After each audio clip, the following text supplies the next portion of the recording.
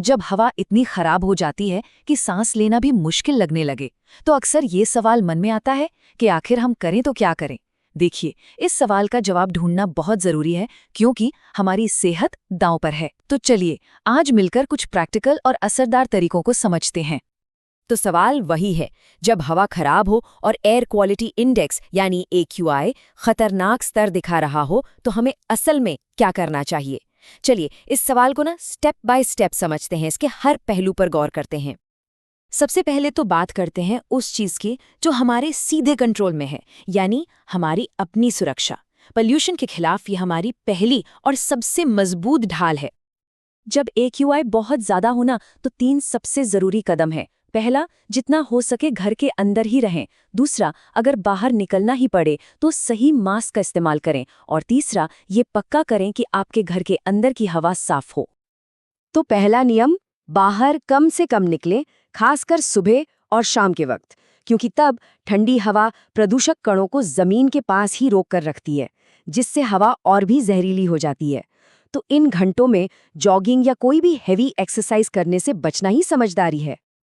अब एक बहुत जरूरी बात, हर मास्क एक जैसा नहीं होता। जो कपड़े का मास्क या सामान्य सर्जिकल मास्क है, वो PM 2.5 जैसे खतरनाक महीन कणों को रोकने में ज्यादा कारगर नहीं है। इनसे बचने के लिए N95 या N99 मास्क पहनना बेहद जरूरी है। ये एक छोटा सा लेकिन बहुत बड़ा अंतर है। हमें लगता है कि घर के अंदर तो हम सुरक्षित हैं, पर क्या ये हमेशा सच होता है? कई बार हमारे घर की हवा बाहर से भी ज्यादा प्रदूषित हो सकती है। इसलिए अब बात करते हैं घर के अंदर की हवा को साफ रखने की, जो कि बहुत बहुत जरूरी है। तो घर को एक सेफ जोन कैसे बनाएं? कुछ आसान उपाय हैं। सबसे पहले एक अच्छा HEP फिल्टर वाला एयर प्यूरिफायर चलाएं। ये छोटे कणों का सबसे बड़ा दुश्मन है। दरवाजे खिड़कियां बंद रखें। घर के अंदर धुआं करने वाली कोई भी चीज जैसे अगरबत्ती, मोमबत्ती या सिगरेट जलाने से बचें। कुछ नेचुरल हेल्पर्स भी हैं, जैसे स्नेक प्लांट या एलोवेरा। और हाँ, खूब पानी पीते रहें ताकि शरीर हाइड्रेटेड रहे और अपनी नेचुरल सफाई करता रहे। अच्छा, खुद को बचाने के बाद अब बात करते हैं कि हम इस हालत को सुधारने में कैसे मदद कर सकते हैं।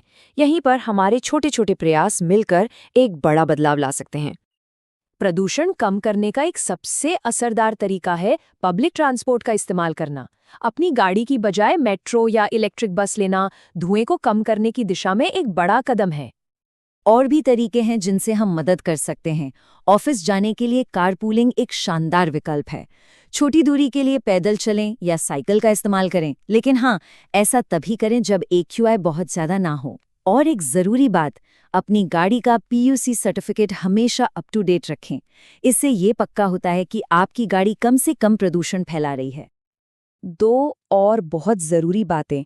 पहली, खुले में पत्तियां या किसी भी तरह का कचरा बिल्कुल ना जलाएं। ये सीधे सीधे हवा को जहरीला बनाता है। और दूसरी, अगर मुमकिन हो तो इलेक्ट्रिक या CNG जैसे साफ ईंधन वाले वाहनों को चुनें। अब आते हैं सबसे बड़े दायरे पर। सरकार और प्रशासन इस इमरजेंसी से निपटने के लिए क्या करते हैं? उनके कदमों को समझना भी हमारे लिए ज़रूरी है। सरकार की जो प्रतिक्रिया होती है वो एक प्लान के तहत होती है, जिसे कहते हैं ग्रेडेड रिस्पॉन्स एक्शन प्लान या GRAP। ये एक तरह का इमरजेंसी एक्शन प्लान है जो हवा की क्वालिटी के अलग अलग लेवल पर अपने आप लागू हो जाता है। और ये स्लाइड देखिए, ये बहुत अच्छे से दिखाती है कि GRAP कैसे काम करता है। जैसे ही प्रदूषण बढ़ता है, गैर जरूरी कंस्ट्रक्शन पर रोक लग जाती है। ज्यादा पुराने और प्रदूषण फैलाने वाले वाहनों को सड़कों पर चलने से रोका जाता है। धूल को कंट्रोल करने के लिए पानी का छिड़काव और मशीनी सफाई बढ़ाई जाती है। और जब स्थिति बहुत ज्यादा गंभीर हो जाती है, तो स्कूलों को भी बंद करने का फैसला लिया जाता है। हमने अपने सुरक्षा, हमारे योगदान और सरकारी कदमों की बात की, लेकिन इन सबको एक साथ जोड़ने वाली एक चाबी है। एक ऐसी आदत जो हमें हर स्थिति में सही फैसला लेने की ताकत देती है। और वो आदत है रोज अपने इलाके के AQI की जांच करना। यही जानकारी हमें बताती है कि आज घर में रहना है या बाहर निकलते समय N95 मास्क पहनना जरूरी है। याद रखिए, सही जानकारी ही सबसे बड़ा बचाव है। तो याद रखिए, चाहे वो सही मास्क पहनना हो, कारपूल करना हो या बस रोज AQI चेक करना हो, हमारा हर छोटा कदम हमें साफ हवा के बड़े लक्ष्य की तरफ ले जाता है।